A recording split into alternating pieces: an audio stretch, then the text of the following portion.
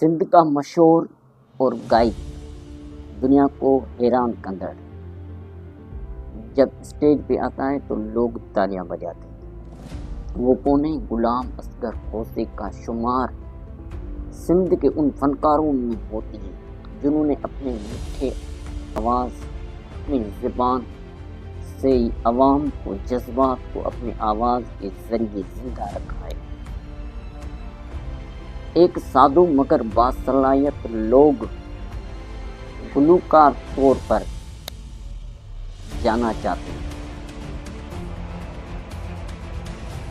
جن کے گائک میں درد، محبت اور سچائی صاف محسوس ہوتی ہے۔ غلام اصغر کھوسے کا پیدائش سندھ کے ایک دیہی علاقے میں ہوئی۔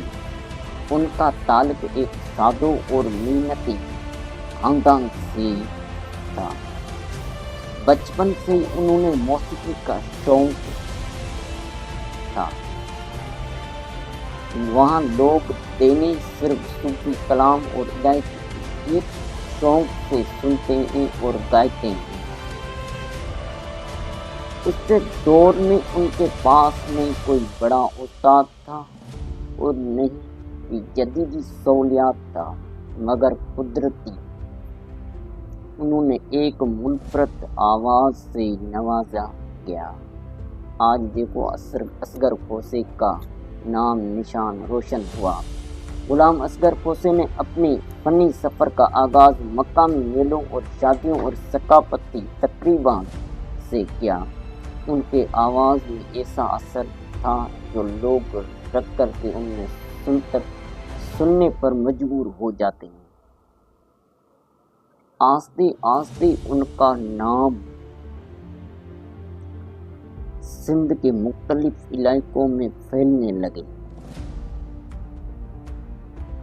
انہوں نے زیادہ سندھ لوک گیت، صوفی شاعری اور عوامی درد کو بیان کرنے والے کلام گایا۔ ان کے گیتوں میں ناانصافی اور انسانیت پیغام نمایا۔ محبت، جدائی اور سماج کا گائک کا گیت گایا۔ جب بھی اس کا غلام اصغر کھوسے کا سانگ سنتے ہیں تو اس کو سننے پر مجبور کرتے ہیں۔ غلام اصغر کا اصل پہچان میں عوام میں یا وہاں کسی بڑی میڈیا ہاؤس یا نیشنل پلیٹ فارم کے محتاج نہیں رہا۔ ان کی سادگی، عاجزی اور خلوص نے لوگ کو دل جیت لیا۔ دیہی سندھ میں آج بھی ان کے گیتوں کو شوق سے سن جاتے ہیں۔ غلام اصغر کھوسے ایک سادی طبیعت کا انسان تھا۔ شہرت کے باوجود انہوں نے عاجزی اور اپنی ثقافت سے جڑا رہنے کا ترجیح دیا۔ ان کا معنی تھا تو فنکاری کی اصل طاقت اس کے فن اور اس کا کردار ہوتا ہے، نہ کوئی دولت، نہ کوئی شہرت۔ پہلے بہت غلام اصغر غریب تھا۔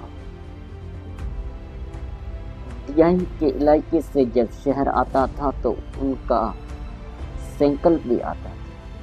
انہوں نے سندھی ثقافت اور لوگ کی موسیقی کو زندہ رکھنے میں اہم کردار ادا کیا۔ ان کا فنی نسل گلوکار کے لیے ایک مثال کم مثال کے باوجود خلوص اور محبت پہچان جان سکتی ہے۔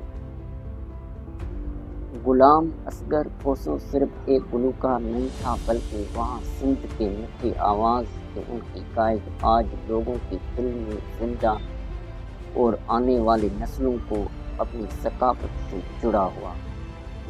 جب بھی شو اور میلوں، ملاقڑوں، کوئی پروگرام پہ جاتا ہے تو ان کا سوچ اور جذبہ۔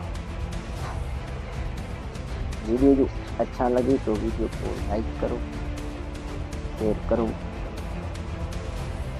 السلام علیکم دوستو۔ ویڈیو پسند آئی ہوگی تو ویڈیو کو لائک کرو، شیئر کرو، کمنٹ کرو۔